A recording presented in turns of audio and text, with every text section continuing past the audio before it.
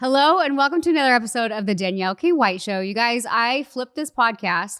Speaking of flipping, I flipped this podcast from the Big Money Stylist to the Danielle K Show because I wanted to hear entrepreneur stories, how they built what they had. So I have Justin Colby here in my house today. Yeah. Excited to have you. You're kind of known for real estate and I know nothing about real estate. Yeah.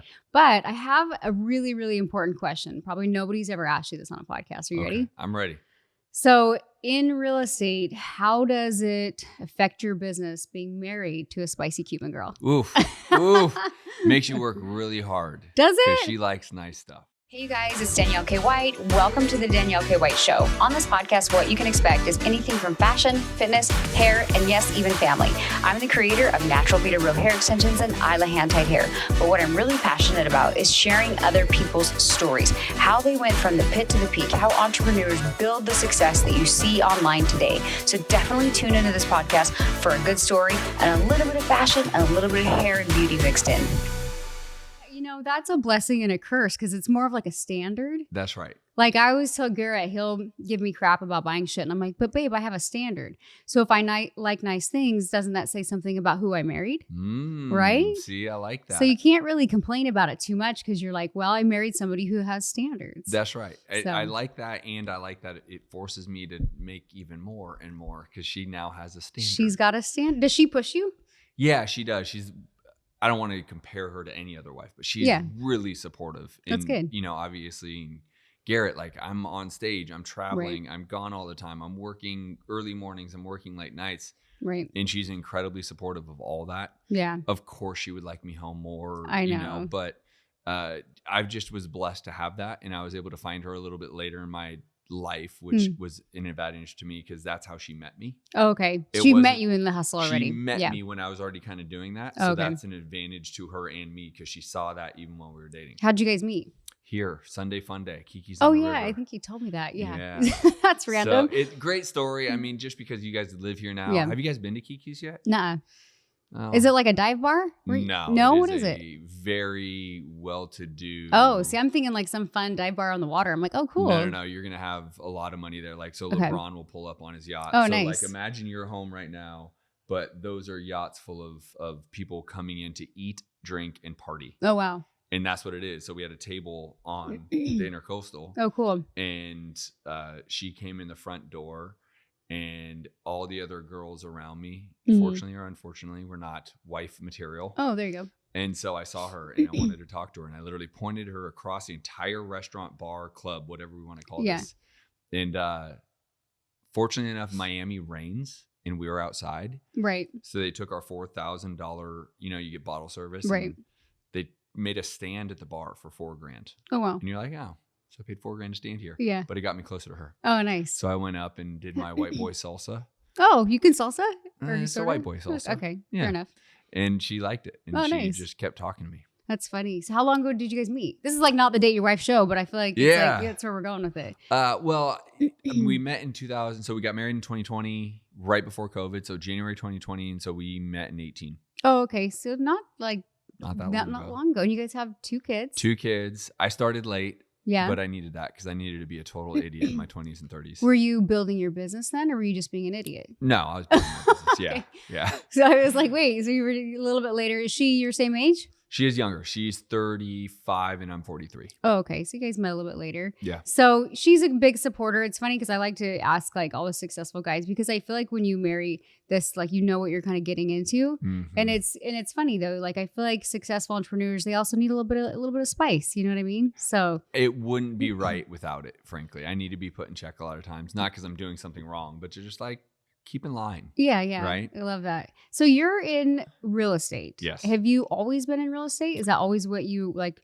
before you met her? Were you heavy into real estate or how did you get started? So out of UCLA, I went to UCLA, which is pointless, by the way, for all of you guys considering getting your degree or whatever. I did nothing with it. Did nothing with that diploma. Yeah. But I went into door-to-door sales. Okay. And so really learned probably the biggest lessons in business is understanding people, negotiating, salesmanship. And so that was a great 2 years. It ended because I caught pneumonia because I was in Boston, Massachusetts, going door to door. Oh, wow. Who were you door to door selling for? So basically it was a management training company. So you would basically open up your own company. Well, you would get trained and then you'd open up your own company, own LLC, own everything. And they would basically give you the client and take a revenue share on everything you sold. Oh, okay. And you were literally like knocking door to door? Literally. Do they still do that anymore? I think so. And really? I think it's still a very lucrative business. Wow. I think of like door to door as more of like cold calling people. Well, roofing right now is really big door to door. People come around with roofing. Even yard work, like it's still a big industry. Wow. Yeah. So I was selling credit card processing. So it was all B2B, credit card processing, UPS, and like Verizon internet. Oh, wow. And it was such a great learning lesson. It taught me everything I know. Was it scary? Like I can only imagine like going knocking. You're like, who's going to say yes? You know, like I'm sure the rate of saying no is probably higher than the rate of saying yes. Oh, but it kind of humbles you, I'm sure. It's like a 1% conversion, meaning so when you train, the manager will tell you like, go see 100 doors for your day to start. Really? So because he's basically, you're going to have to go hear 100 no's first. Yeah. So hurry up and go get into 100 doors, hear your no's. And now you're ready. Now you're in the shot of like anyone after that could fall. Yeah. Right. So he was just like, and it was a great thought process of like, hurry up and get through the hard shit. Right. And the hard shit is hearing no 100 times. Right. Walking down the street. I started in Los Angeles because I went to UCLA and then this started in Los Angeles. So it was hot. I'm in a suit. Yeah. Not ideal. Right. And then I finished my career in that sense in Boston, cold, in 3 long johns and tights. Same thing, door to door, but just went to Boston. Yeah. You know what though? It's crazy. Like I'm sure that taught you resilience. It's so crazy because I coach hairstylists. And I feel like there's no hustle today. People are like, oh, I posted one time on social media and people didn't just like fall into my lap. I'm not and just like, rich. This is crazy. You're like, oh, you posted one time last week and you're complaining about lead generation. And you're like, I went and knocked on 100 doors and got 100 no's before I sold a couple $1,000 or whatever it was. I made $100 to hear yes. Oh, geez. So when I made that sale, I made $100. Wow. Right? You're like, if I can make 5 of those this week. Imagine that. Now things like Uber exist. Right. That you can sit in your car, drive for about 4 hours. So I take Uber a lot to the airport. Okay. So now, yes, I understand I take the black SUV and I'm bougie and blah, but I was talking to this last guy. He wakes up at 3:40 every morning. He only accepts the scheduled pickups. So I always schedule my pickup. And he basically works from 4 a.m. to 9 a.m., give or take. Oh, wow. And he'll make somewhere around $200 to $300 a day. And he's done with his entire day. Wow. Now, I, as a capitalist, think this is the greatest thing that's ever been created because hairstylists, real estate investors, men's coaches, what do you have the rest of the day to go do? Yeah. Market. That. Yeah. That thing. You just covered your nut. You made $250 that day. Right. You've covered your daily kind of like, if you add that up, 30 days a month. Right. Everything else becomes gravy. Right. All the hair stuff that you're going to do, that's all gravy. That's your bags. That's your fun. That's your vacation. Right. Everything Garrett does, everything I do, the fixing, flipping, and the buying rentals. I have all day to do it. And it's all gravy because Uber just covered my nut. Right. I just think it's great. It's crazy though. People don't think that way. Right. They don't think like the entrepreneur. They're thinking of like, I mean, just taking it like hairstylists. They're like, oh, I got to work 9 days a week. There's not even 9 days a week in the week. And then they'll ask me all the time, well, do you schedule your marketing? I'm like, yeah, like I only work 3 days and the other 3 days are for marketing, but that's more, I genuinely think that's like an entrepreneurial like mindset. It is. Have you always felt like, I mean, yeah, real estate is your tool, but have you always kind of had that mindset or did it really start knocking doors? Did it just? No, listen, I don't know why or how. I did not come from an entrepreneur background. My family was not. My family wasn't destitute, but we didn't really ever have money, right? Like we made it, right? So more like middle class kind of. Super, like the exact epitome of like, we can't get this one this time. Next time we can. So I wouldn't really go without, but I wouldn't. Yeah. It wasn't, how we live. Right. So, but I used to around 6 or 7, I believe is the memory I started doing this. I used to drive around on my bicycle around the neighborhoods and pick up all the cans and bottles out of the recycling bin to get some and put them in a bag so I could take them down to the recycling to get money. So they would give me 5 cents for bottles and 1 penny for cans at the time. I don't even know if they still do this. Yeah. And so like every week that would be like whether $5 to $10, whatever I could do.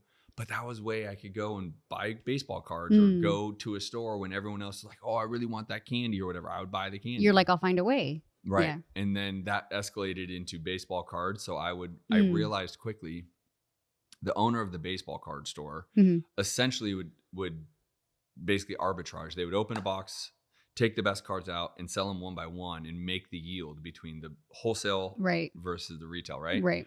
I was like, well, why don't I just do that? So I would borrow $20 from my mom. I would have her drive me down to the baseball card store. I would buy a box of whatever it was. I would open it right there in front of the store owner. I would say, hey, which cards do you want to buy from me? Yeah. Every time I would double my money. He would say, I want these 2 or 3 or 4 or 5 or 8, whatever. He wouldn't even pay retail, right? Because he still needs to make the difference. Right. But I would take that $20 and turn it into $40 in like 18 minutes. Wow. And come back and how give old? my mom, I think I was probably like 8 or 9 at that point. See, I genuinely think that it's like problem solving, but like I see it in some of my daughters. It's like they find the loophole, right? Your brain is like, well, if he's doing that, why can't I do that? Right. You know, and I do think it really is a mindset. I think it's something that we should encourage kids at a young age to kind of explore and kind of do that. I agree 100. I mean, even in real estate today. So for example, like a lot of people think real estate investing, we just walk around shitting money all the time and we're rich and we're on TV and whatever. Yeah. But like there's challenges with real estate. Right. It's a game. Yeah. And so I have a problem that I have to now solve for right this second. And it has to do with a contractor. Yay me. Right. But it is the game effect where I go, okay, how do I break down this puzzle? There is a way to put this puzzle together. Right. But right now it got shattered. And so I got to go figure out how to put it back together. And that's kind of how I've always looked at business. Yeah. Like even when those moments happen, you go, okay, there's a solution and there's a problem to solve and it's a game to do it. Yeah. It's interesting too, because like I told you, I'm like, I don't know a lot about real estate. My mom's a real estate agent, but just like, you know, she sells nice homes and things like that, but doesn't flip homes or doesn't go down that venture. Like when you started in real estate, what made you go into real estate in the beginning? I was broke. Oh, there you go. Yeah. So the baseball cards and the door-to-door wasn't cutting anymore? No, it wasn't cutting it. So long story short, the door-to-door ended with me catching pneumonia in Boston. I had to start over. My buddy from UCLA, his dad was a developer, real estate developer. He said, hey, let's start a brokerage. So I went into that vertical first. Okay. Right. And so that was great because during the boom of 2004, 5, and 6, and everyone was printing money and buying homes, and it was amazing. But I didn't learn any skill set doing that. So I made a lot of money, but I didn't like learn. It's like when money was easy to make then. Right. Yeah. I literally, if you fogged a mirror, you made a lot of money. In real estate, right. So the market crashed. I crashed with it. And then that's when I was broke. That's Is that when in 2011? I crashed in 2007, 8. Okay.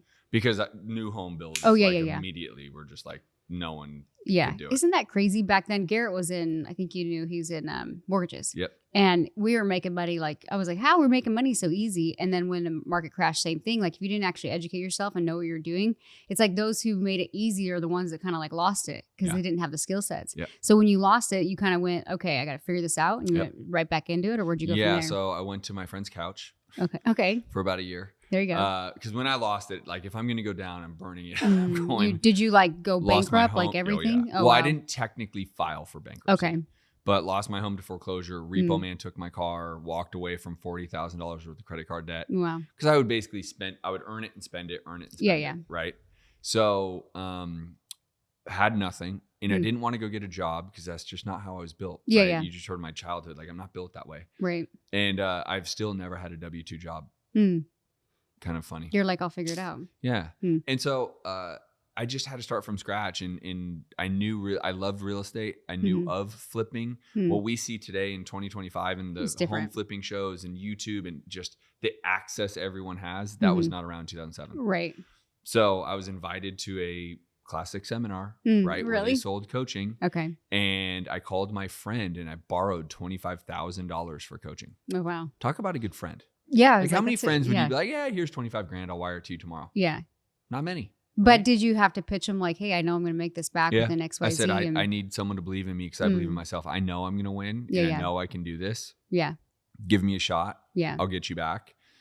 And he did. And probably having that pressure of your friend, like you're like, oh, I'll figure this out. It's like different than even with like a bank. A bank, you're like, figure it out. But it's almost better to borrow from your mom if you had money, right? Yeah. Because then the friendship got a little funny, right? Because it's kind of like, so when am I making my money back, right? Like every conversation's like, hey, let's have some beers, and then hey, dude, how's real estate? Hey, dude, and I'm like, ugh. Did it take you a while to make that back? 9 months. Okay. 9 months to get my first deal. Okay.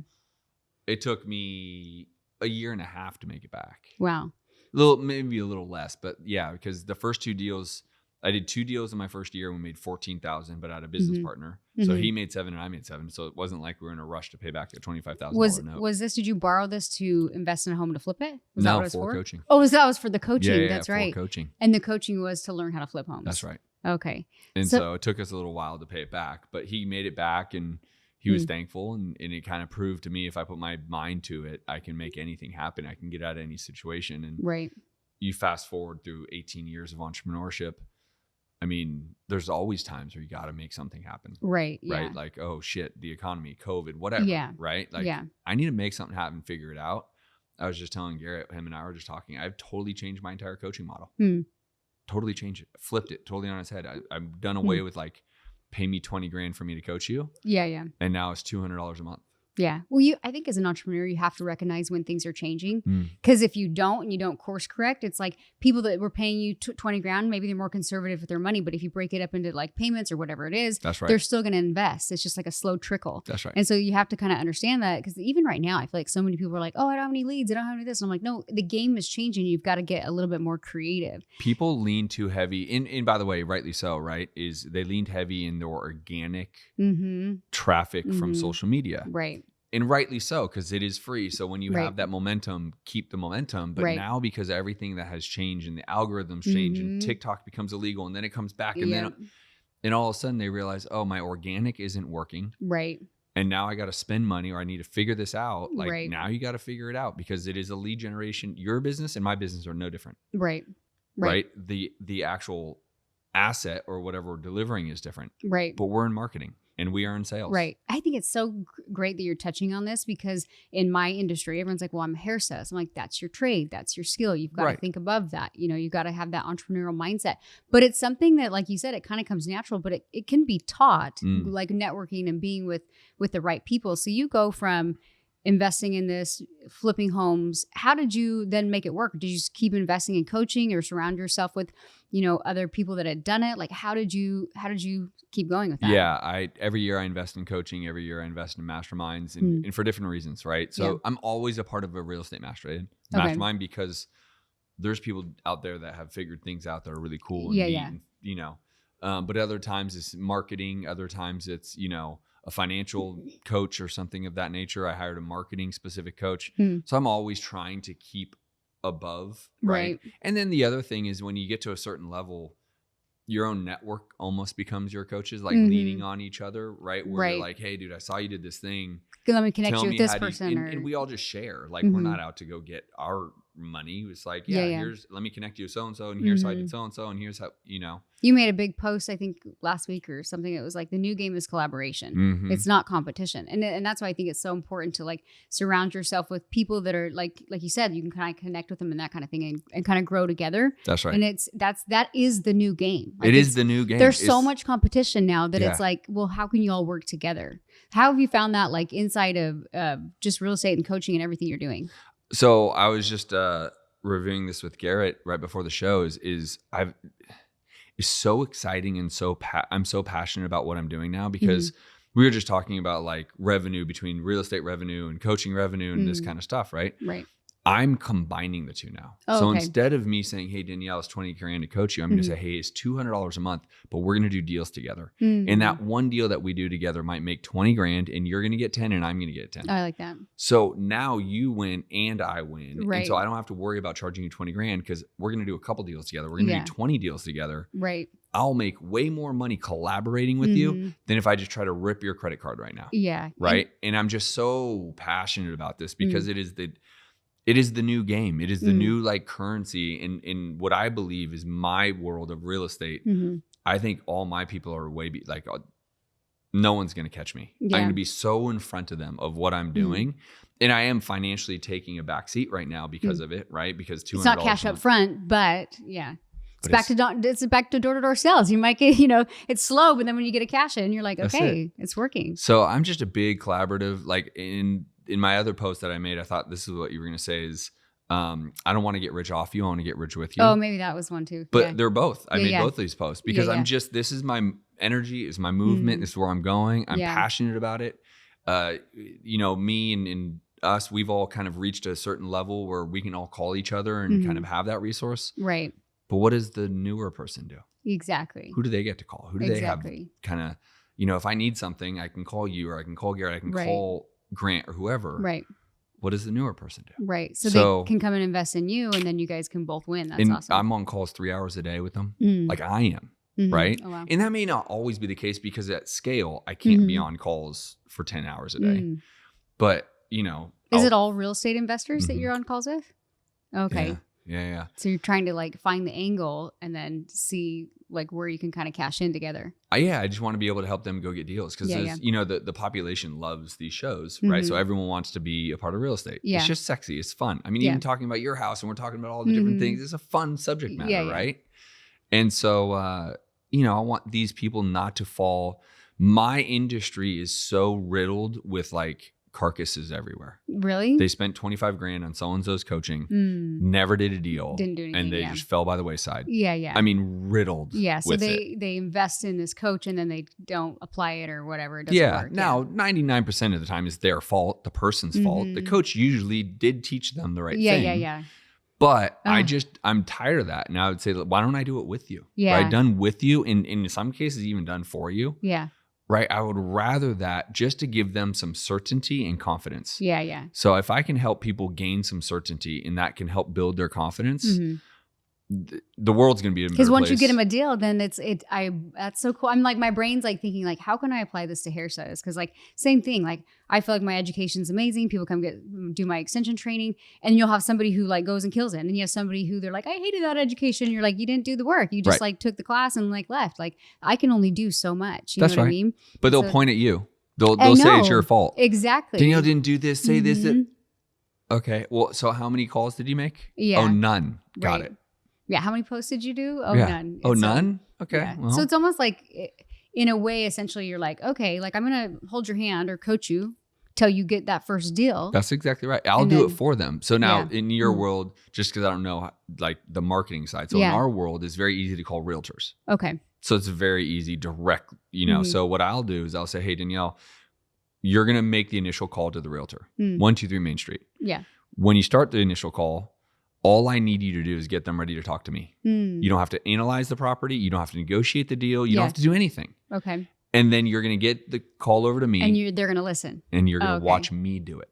And I've done this brilliant. for 18 years and I've done thousands of deals. And you're going to sit there and watch me do it. And what went through my mind when I made this commitment to change the frame of what I'm doing is imagine if I had an office. Yeah.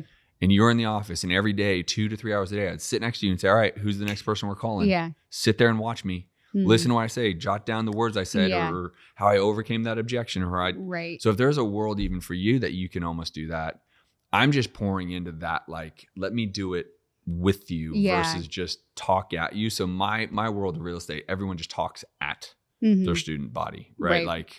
Zoom call, I'm going to talk at you guys and then go. And then people are scared. They're nervous, right? Yeah. So my world is very anyways, I want them to really get rich because I think it can make a massive impact on their confidence, on their certainty. Yeah. And then they can create whatever they want. And everything is sales, right? Everything is sales. And so now it's even in the hair industry, we get them on the phone, right? Yeah. It's get them on the phone. But a lot of people, they got rich when it was just post one time. They got rich when it was easy. This is what's going on right now. And they're lacking the just basic sales skills. So you're kind of going in and you're hey, let me teach you how to sell. And if you can sell, you can really dabble into any kind of industry. So what are you most passionate? I know you're passionate about your coaching, but you still do a lot of real estate deals, right? I was reading about you. You've done flipping homes. You've done a little bit of everything. Tell me about that. So apartments, storage facilities, flipping homes, wholesaling. So I'm still very, very invested in real estate. And I don't think I'll ever leave that space. Okay. It may change, right? Meaning I might only buy beautiful apartments in Golden Beach in 5 years.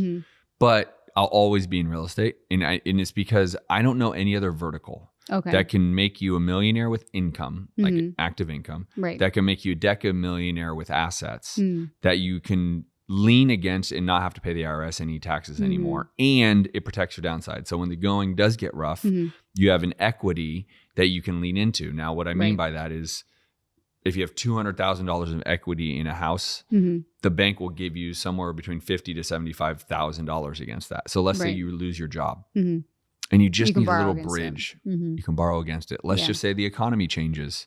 Right? Let's just say you want to go buy more rentals, whatever the downside thing is, right? You can, let's say you lost a bunch of money and you have a debtor. Well, they can lien your house. Right? They could put a lien against your equity on the home. Does that make sense? So it's a great asset to protect your downside in the case of one. And we all know downsides happen. Right. So I'll never be out of it. Do you think, I mean, I hear Grant Cardone saying a lot of times, he's like, you shouldn't buy, you should rent. Do you believe in that?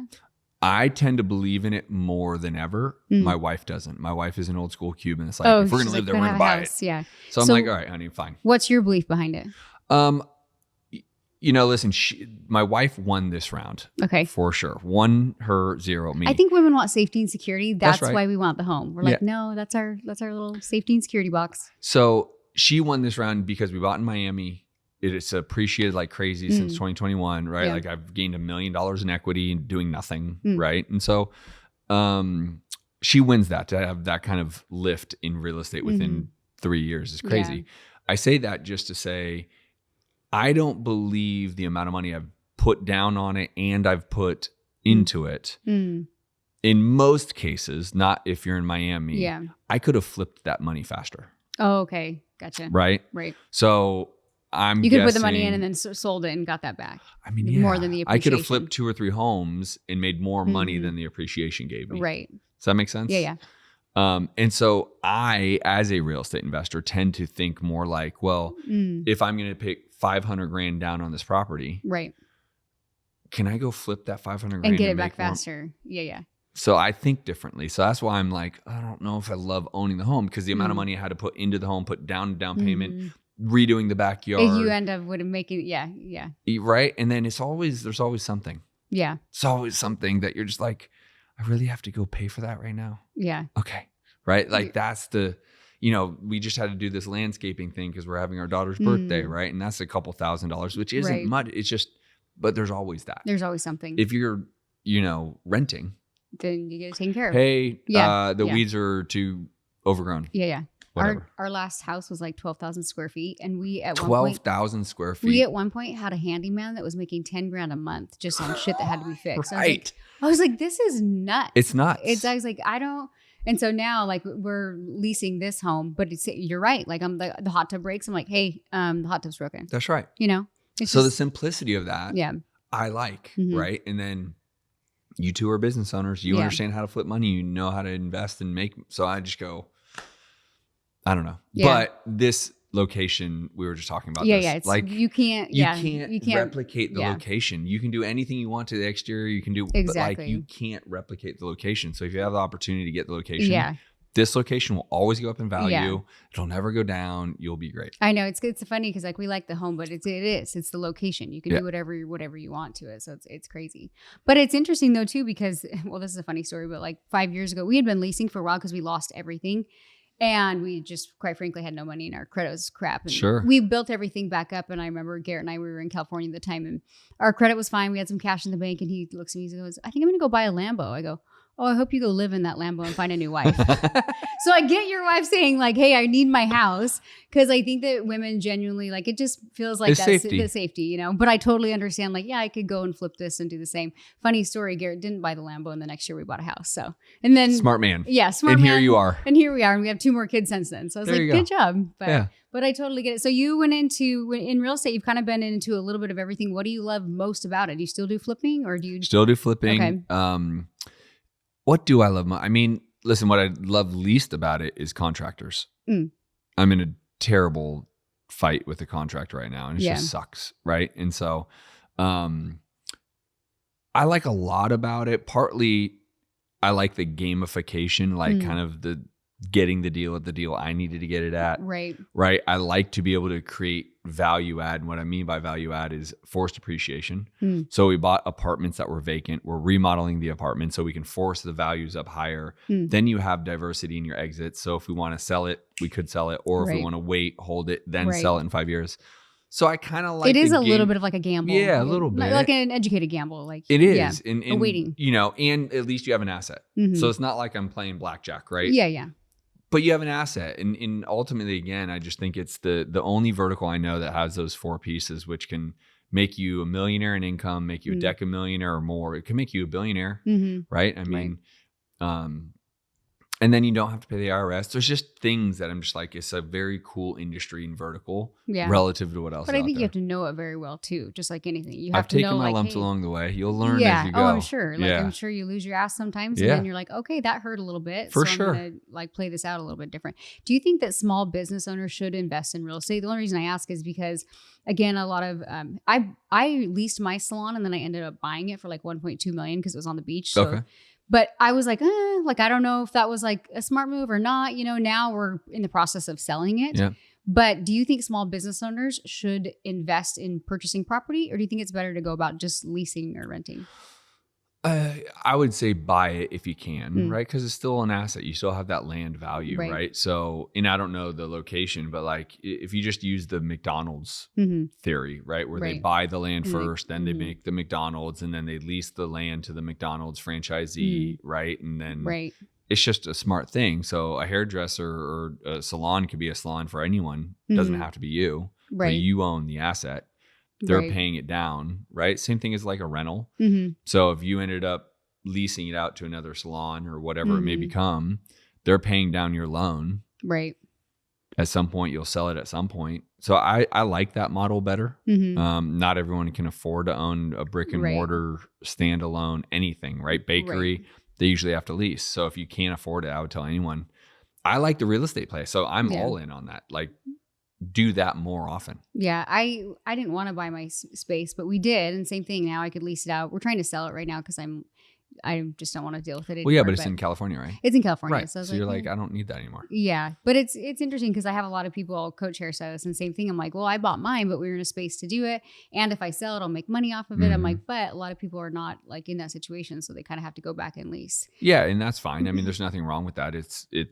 There's iterations, right, to business, right? This is my 18-year version of me, not 1 year in, right? And you are your 20-year version of you, not first year in hairstyling. So it's just iterations, so it's growth. Right. They'll get there. When you do your coaching you only coach for real estate, correct? Yeah. Yeah. And so how does your model work? What made you want to go into like coaching? My podcast, they created this audience that people actually just called me. Oh, really? They reached out to me, I guess.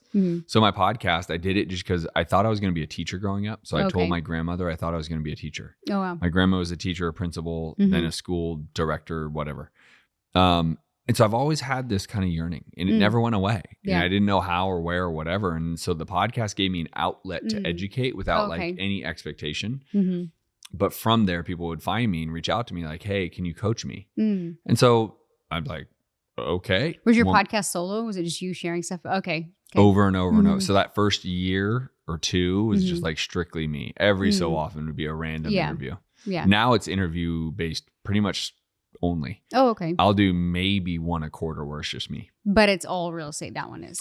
That one's all real estate. Entrepreneur DNA, which you will be on. Oh, cool. Is all entrepreneurship. Stuff that we're talking about right now. Business, goods, the bads, the ugly, scaling, buying versus rent, whatever it is, right? Right. So you start this podcast because you're like, I have this feeling I'm supposed to teach and share. Yeah. And it kind of comes to like a lead development tool. That's kind of how I started my podcast. It's like, I don't know, I'm going to talk to hairstylists about hair stuff. As it should be. And so I call it an ecosystem, right? So I have been coaching some people more around branding and business branding, not the company, but like building a business around your brand. Okay. So I've been doing that more because of the success of my podcast, but the podcast is part of your ecosystem. Right. So is writing a book, so is your YouTube, so is your Instagram, so is your TikTok, so is Facebook, so is a Facebook group. Right. Like these are your like a flywheel, if you will, and you're in the middle. Right. So you need all those spokes to be reaching out to people because someone might hear you on a podcast, but they wouldn't follow you on. Yeah. Right. And so you need to think beyond how do you digest information. Yeah. How does everyone digest? And they do it all differently. Some people only do TikTok now. They don't do Instagram. It's not cool. It's only TikTok now. Okay, well then you need to have a TikTok presence, right? Some people like myself really digest audiobooks. That is my big platform for my own learning. So I just put out a book and I'm recording my audio version of that book because people like me are going to more likely go. Does that make sense? So you just create an ecosystem and all of it starts to funnel into you. I can't tell you how many people show up to my live event or on my coaching call or whatever. And I'll be like, dude, where did you hear me? How long have you been? I've been following you for years. Yeah. Like, really? Where? Right. Yeah. And like, I think I heard you. Right.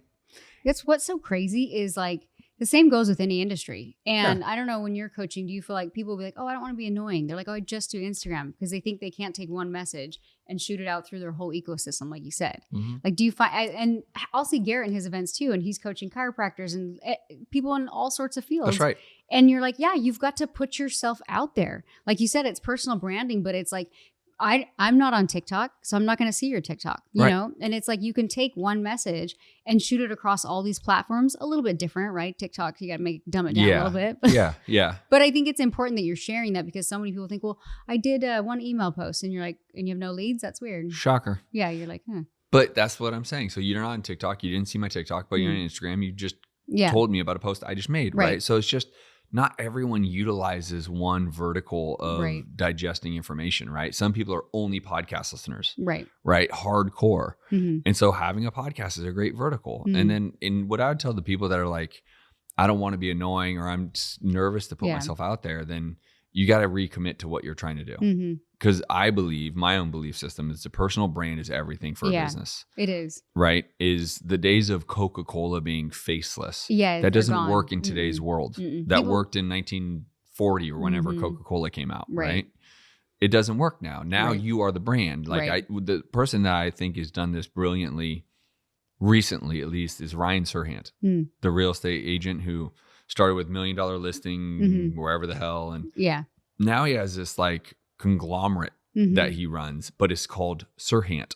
It's still his name. Right. And so I vibe with that because it's really going to be about people buy into you. They buy into what you say, what you don't say, what you're for, what you're against. Right. And then they'll lean into it. But the people who are a little shy, I get, by the way, I just think you got to recommit to the craft, right? Yeah. Like, what are you really trying to do? Because if you want to run a business, then you got to put yourself out there. If you want to be a hairdresser in a salon, that they run the business and you just get your clients, then commit to that then. Because then you don't need to go as big. Well, even in the hair industry, though, like that doesn't work anymore. Like my brand, I started 13 years ago and I'm actually fairly introverted. And I was like, oh, we're broke and we have no money. So what am I going to do? And that's when I started down the path of social media. And it's crazy because I found right away it built trust because back then it was like all pretty hair pictures. And then I came on the scene. I'm like, hey, I have homeless toddler hair, and people found it relatable. And so it's like, there's this element of like, you're right. This personal branding is so important. And everybody who is listening to this, if you guys are listening to this and you don't have a personal brand, that could be possibly why your business isn't taking off. It is. Because people don't want, within AI and everything else going on, they want connection more than anything. Yeah. I think the biggest thing that people worry about, and maybe you can speak on this, is they're like, oh, well, what if people don't like me? Well, they already don't. So get over it, right? Yeah. Like they're already talking shit about you. They're already gossiping about you. By the way, your friends and family are. Yeah, exactly. It's not just straight. Yeah, they're the first ones. They're like, did you see what Justin did? I don't know. Maybe he lost money on that deal or whatever, right? So get over that part. But also, what I would tell anybody is the ability to lean into just who you are. People need to know who you are. Right. Then they need to know what you do. So if you are okay being you every day, then just show that. We just talked about a mutual friend, Stormy, right? She is authentically herself all the time. Right. And it's impressive because that's why she's attracted such a wide, big audience. Yeah. So I would tell people, like, don't be worried about people snickering, making fun of you, because they're going to do it. But if you are just being yourself, genuinely, then who really should care? I know it's easy to say, but then you are you. Like you wake up and you look in the mirror. This is your face every day. Right. So just go put that out. Because if you show people who you are and then tell them what you do, Right. What you do is so simple. People are like, oh, I don't have a videographer. Yeah. No, you could selfie doing your hair in your genre, right? For me, I could selfie running comps or analyzing properties. I've been posting more about me talking. I don't know if you saw that, me negotiating deals live with agents. Right. I'm posting more about that for one agenda. Right. I want people to know what I do. Right. Well, and you're adding value, but then you're telling them what you do. That's right. Because how many influencers do you follow and you never buy any of their shit? And then you're like, do you sell something? I don't even know. Right. So I think it's important for the listeners to understand, like, show you and then talk about what you do. That's right. Like, this is my tool. Like, why are you giving them value? Because essentially you want them to know you're in real estate or hair or whatever. And somewhere down the road we'll transact. Yeah. Right. Exactly. And that's the whole brand of it. And then the last one is the transaction. When you are looking for something, let them know what you're looking for. Right. Hey, if you want to be a part of my salon membership or whatever, then please join. The link is in the bio, whatever. You don't do that every post. Right. But if you let them know who you are, like authentically, like when you wake up and you're just hanging out by the water and just letting you know, then what do? Yeah. Hey, headed to the salon, doing this girl's hair, taking... And then when you ask, and then they're bought into you. They only do business with the people they know, like, and trust.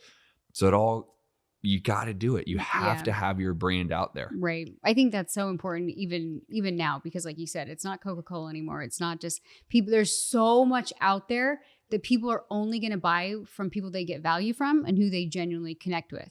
And if they don't like you, they're not your client anyways. You're like, I don't want you to come do deals with me. Like, you don't like me. We're not going to mesh well together. And that's what I think people have the hard reality of, is like, you don't need to be liked by every single person. That's right. And I think it's important to understand, like, we're running a business. Everybody is running a business, right? So if somebody doesn't like you, they're a transaction. Yeah. They're not your friend. You don't know them. It doesn't matter. That's right. You know? Well, the brand is so big. So the one question I'll ask is, who's the CEO of Ford? Do you know? I don't either. Who's the CEO of Tesla? Oh, yeah. Elon Musk. Yeah. Everyone knows Elon Musk. Right. He's the brand. Right. Right? Teslas, I guess, are cool. I don't particularly love them, but people do. When you hear They Tesla, love you think of Elon Musk. Yeah.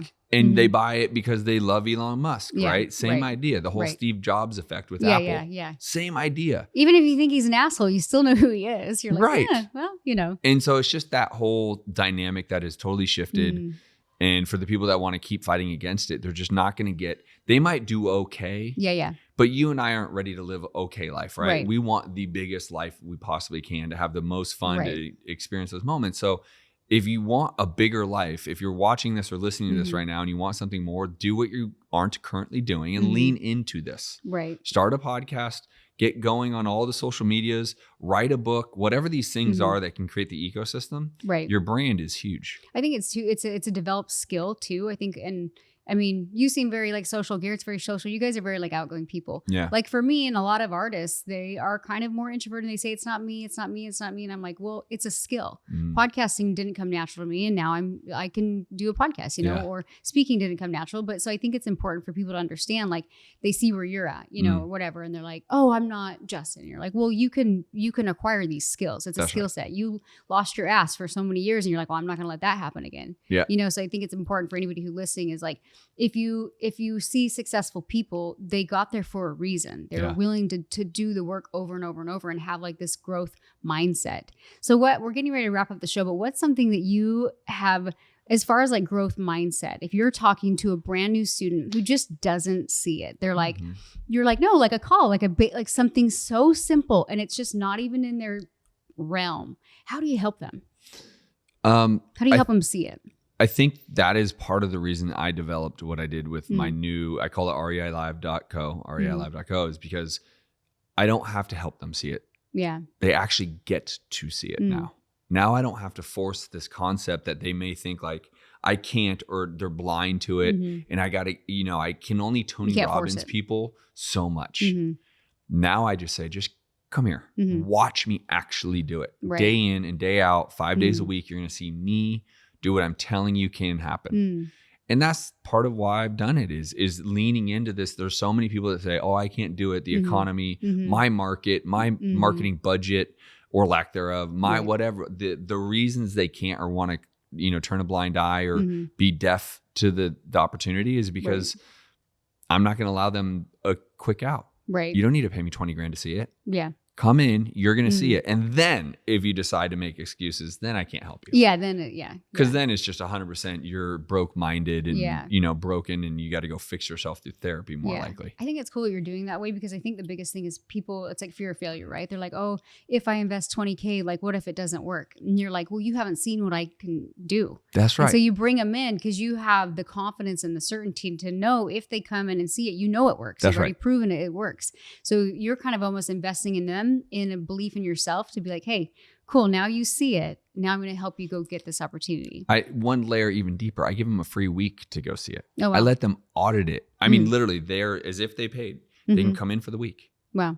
And if they want to cancel, they cancel. Yeah, and we've had some people cancel. And then I always ask them, why did you cancel? Most people just say, I'm just not ready to do it at this level yet. Yeah. That I can understand. You're not ready, right? So I have 5 laws of success, and we can wrap up. Decide what you want and who you need to be to get it. So when people say, I'm not ready to do it like that, it's because they're not ready to commit, which is law number 2. Right. Committing to be that person is not that easy. Right. Law number 3. So there's decide what you want and who you need to be. Number 2 is commit to it. Number 3 is take a lot of action. Number 4 is be incredibly uncomfortable. And number 5 is remove your time expectation on your result. Yeah. So you're 13 years into the successful career. Right. But people believe like, well, I can't get to where she's at. Yeah, but she's 13 years in the career. Like you're on day 1. Right. Right. You can't compare those two. Right. So, I think most people just need to get out of their own way. They need to decide what they want and then commit to that. And commit. I love that. I think there is so much truth to that, you guys, because like for me, I'll have an idea, and it's like when I finally commit, I know I'm going to give it my all. But that lack of commitment can literally sit on someone's shoulders for months and years. And I'm sure you'll see it all the time. You'll see a student's like, I saw you 5 years ago. And you're like, what are you doing? Same damn thing. That's right. And it's because of that lack of commitment. You don't have to have it all figured out. You just have to be willing to commit and do the work. So I love it. Well, tell everybody where they can find you, more information. Instagram's probably my most, the easiest. The Justin Colby on Instagram. It's really me. There's not a bot behind it. So I'm really communicating when you guys have your questions, but the Justin Colby on Instagram. Love it. All right. Well, it's been amazing having you on the show. Thank I was like telling you, I'm like, I know nothing about real estate, but I'm like, you're an entrepreneur. So you can really speak to like such a wide audience, and everybody listening to this, whether you're a hairstylist or anybody else, you're a business owner. So you heard Justin, commit is the first step. Thank you so much for being on the show. You're very welcome. Thanks for having me. My house. I'm going to get your wife on the Date Right show. We're going to get there. We're going to take her to margaritas first. And then we're going to on the water, then come on back around 4. Yes. She'll be a little more relaxed. Yep. We got it. I love it. Well, thanks for being on the show. You guys definitely follow him on social media and listen to another episode of the Danielle K. White Show every single week. All right. We'll see you next week.